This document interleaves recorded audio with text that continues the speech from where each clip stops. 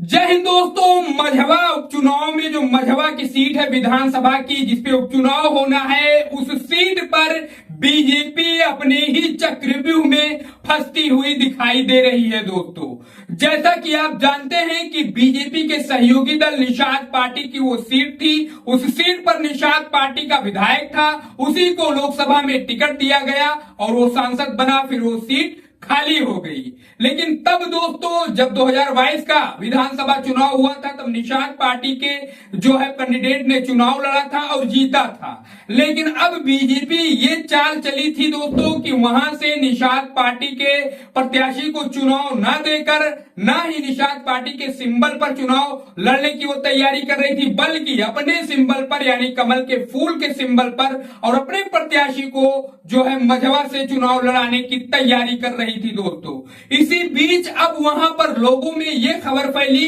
कि बीजेपी छोटे दलों को, जो अपने उसके सहयोगी दल हैं छोटे, उसे खत्म करने की प्लानिंग कर रही है, क्योंकि यहां पर 100% जो है निषाद पार्टी, संजय निषाद के लिए सीट छोड़ा जाना चाहिए था, उनके लिए सीट छोड़ी जानी चाहिए थी, क्योंकि वहां पर उनका प्रत्याशी जीता हुआ था। लेकिन बीजेपी ने अपने गुणा गणित के जरिए वहां पर निषाद पार्टी को टिकट न देकर खुद अपने पैर पर कुल्हाड़ी मारी है और मझवा विधानसभा सीट पर जिस तरीके से समाजवादी पार्टी ने चक्रव्यूह रचा है, वहां पर उसने कैंडिडेट उतारा है।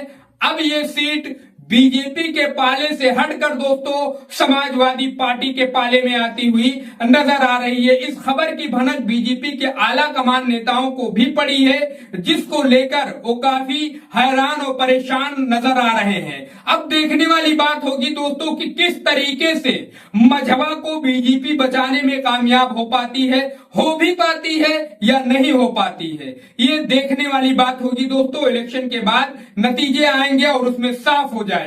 लेकिन दोस्तों, जहां तक ग्राउंड जीरो की रिपोर्ट है, लोगों से बात करने की जो है, उसके बाद ओपिनियन निकाला जाता है, उसके आधार पर अगर हम बात करें तो मझवा सीट बीजेपी के खाते से कटती हुई दिखाई दे रही है। दोस्तों, वैसे आप अगर उस क्षेत्र से ताल्लुक रखते हैं, आप भी उसके बारे में कुछ नॉलेज रखते हैं, तो जरूर हमें कमेंट बॉक्स में शेयर करें अपना सुझाव और बताइए कि कहां से क्या होने वाला है। मझवा पर समाजवादी पार्टी फतेह पाने वाली है या फिर बीजेपी का ही डंका बजेगा। जरूर इस बारे में आप हमें कमेंट करके बताइए मझवा का हाल। मिलते हैं दोस्तों किसी दूसरे खबर के साथ, तब तक के लिए जय हिंद, जय भारत।